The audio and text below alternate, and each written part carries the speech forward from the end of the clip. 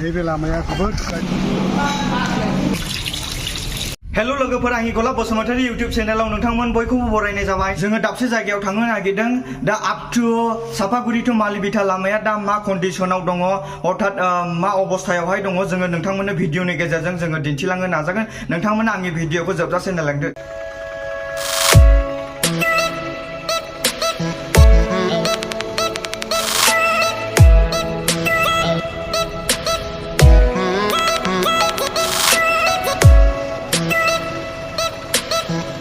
जों दंफैयो नै 16 नं निचीमा समस्तिनि चिरां जिल्लानि सिङाव थानाय जोंनि आप टू सापागुरि टू मालिविटा थांग्रा बे लामायाखौहाय जोङो दाव आमायथु बिखा होनब्लाबो गोरोन्थि जानाय नङा। दा बे लामाया दा माबायदि अबस्था जानानै दङ दा नै जों लोगो मोनदों जाहैबाय बे लामाजोंनो हान्थिग्रा हान्था मेला खालामग्रा बिथांमोन। दा नै बिथाङा मा बुंगोन दा माबायदि अबस्था जानानै दङ बे जोंनि आप टू सापागुरि टू मालिविटा लामाया। दाथ' बर्थमान मा बुंनो बे दैज्लांनि बोथोराव दा बे लामाया सापागुरि टू एकदम मालिविटा खयलामिला मालिविटा दा बे लामाया जोबोद गाज्रि जाना थाबाय। दा थांलाय फैलाय गोबां बेफार बानिज्य बेवहाय जोंहा बिराद उसुबिदा जाहैबाय। दा बिनि बिथोराव लोमजानाय साजानाय गोबां डिलिभारि केस फैयो। नाथाय गारिनि बेबायदि अबस्थायावहाय जोंहा लामाफ्रावनो गर्भबतीफ्रा प्रसाब जानांगौ जायो। बेनिखायनो दानि बे लामा सापागुरि टू आमगुरि टू खयलामैला टू बागमारा नैबे लामाया जोबोद गाज्रि जानानै दं। बेनिखायनो दानि बे गोदान सरकारा बे लामाखौ दिथा होनानै बे लामानि सायाव गोबां जाथायफोर थाङो, गोबां पाब्लिकफोर टाउनाव थाङो, गोबां अफिस खामानियाव थाङो। दा बहुद असुबिदायाव गोग्लैनानै दं। बेनिखायनो दानि बे गोदान सरकारा थाबैनो अननानै जेन' बे लामाखौ बानायनानै होयो आरो पाब्लिकफ्रा जेन' सुबिदा मोनो। जोंनि थाखाय दा दाव आमायथु बिखा होनब्लाबो जोंहा गोरोन्थि जाया। बेनिखायनो जानाखि दा स्टिल गभर्नमेन्ट UPPL सरकार दा BTC आवहाय बिथांमोना सालायगासिनो दङ। जाहाथे बिथांमोना नैबेजों फैनानै जेन' बे लामाखौहाय नोजोर बोनानै बे लामाखौ जाहाथे थाबैनो जोंनि गेजेराव बानायनानै होयो आरो बे लामाया मा अबस्था जानानै दङ जोङो दायो नोंथांमोननो जोङो दिन्थिलांनो नाजागोन। थुदो बिदिब्ला जों लामाखौ नायलांदोनि।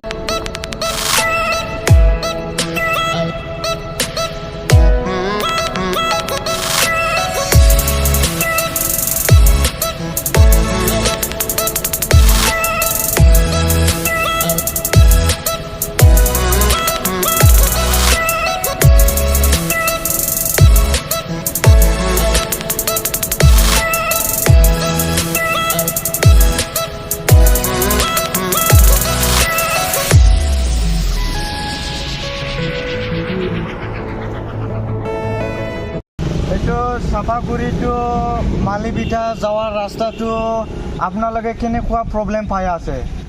কেনেকুৱা কি ৰাস্তাটো বেয়া হৈছে না খারাপ হৈছে? ইমান বেয়া হৈছে, সাইকেলো নাযায়, গাড়িও নাযায়, একদম আমগুৰি সবাই যা আর একদম সাপাগুৰি ইমান দিগদার করে মানুষগুলা যাচ্ছে, হাইটে যাওয়া না যায়, ইমান গাড়া হয়েছে। এই ফাইলে বাগরি ওই ফাইলে বাগরি মানুষগুলো ইমান কিবা আঘাত পায়া আছে, হয়ে আছে, মরিয়াও আছে কতগুলা। এই যে ইমান গাড়ি যায় আছে, ছাওয়া সত্র স্কুলে যাবার আর টাইমত কিবা জঙ্গলের পৰা সাইকেল ঘুমাই দেয়, আর গাড়ার টাইমত গাড়িটা আহিছে, এখন ছাওয়া সত্র কত যাব? আপনার বানাবার লাগে না নালাগে? এটা তো বানাবার লাগে, রাস্তাটা ইমান খারাপ হয়েছে, এটা বানাবার লাগবে তো, মানুষগুলো ইমান ক্ষতি হয়ে আছে। সরকারের তাতে আপনার কি কবি? হ্যাঁ আমার রাস্তাটা একটু ভাল করিবার লাগে একটু ভাল মতন সেই খারাপ হয়েছে ভাল হইলে আমার যাবা আসা আমার ভাল হব আরো 10 জনের ভাল হব এইটো যেন আমার আহিত মই আবদার কৰিছো এইটো ৰাস্তাটো ভাল কৰি দিবার লাগে বেমাৰ আজাৰ হয় না নহয় এইটো ৰাস্তা দিয়ে সব হয় হয় বেমাৰ আজাৰ আজি আমাৰ ঘৰত একজন মানুহ বেমাৰ হৈছে একটা গাড়ী আহিছে হয় এই গাড়িটা আহিছে এই ইমান গাড়ার সামনে পড়িছে আর যাওয়াই না যায় বেমারিটা এখন যায় আর যায় কিরকম এটা তো ভাল করিবার লাগবো বঙ্গাইগাঁও হসপিটাল তুলত নিবার লাগবো কিবা কিবি ডাক্তার সাক্তার দেখাবার লাগবো গাড়িটা যদি না উলায় আর কিরকম করে বেমারিটা ভাল হবো থ্যাংক ইউ রাস্তা খারাপ হয়েছে মেলা খারাপ হয়েছে বরাবর এরকম হয়েছে গাড়িটা কিমান পাল্টি খাই খাই আছে दा बिथांमोननिफ्राय जोङो खोनानो मोनबाय दा गोबां बेफार बानिज्य आरो लोमजानाय साजानाय एज ए डेलिभारिफोर दा बे लामाजोंनो थांलाय फैलाय खालामो ओमफ्राय डेलिभारिफ्रा सम मथे डक्टरनिसिम मोनहैयाब्ला बहुत लामाफ्रावहाय प्रब्लेम जायो दा आधा घन्टानि लामायावहाय 2 घन्टा बिदिफोरबो नाङो बे लामायावहाय बेनिखायनो थाबैनो जिनाखि जायनाखि सरकार सलायदों दा बिथांमोना बे लामाखौ जेन' थाबैनो नोंथांमोननो जों दिन्थिलांनो नाजागोन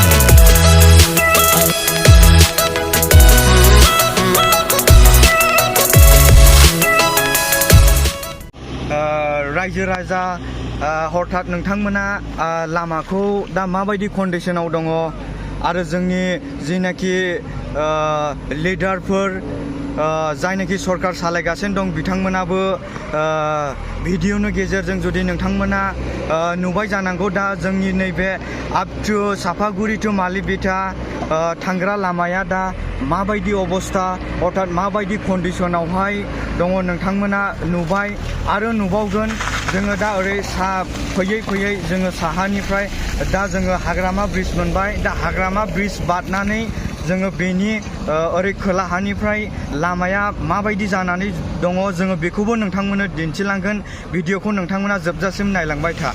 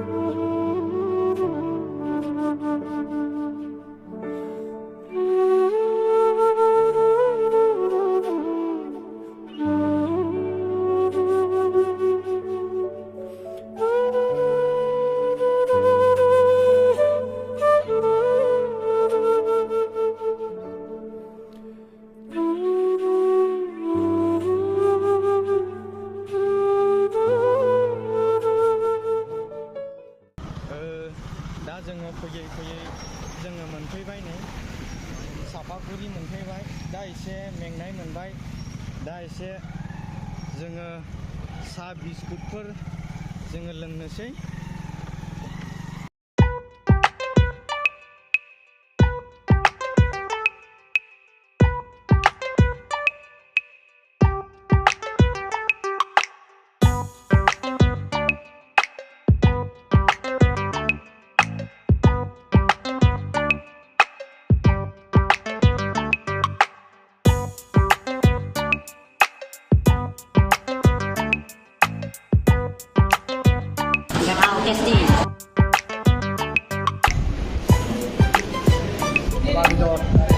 बर'नि ट्रेडिशनेल फुड गोथाव टेस्टि।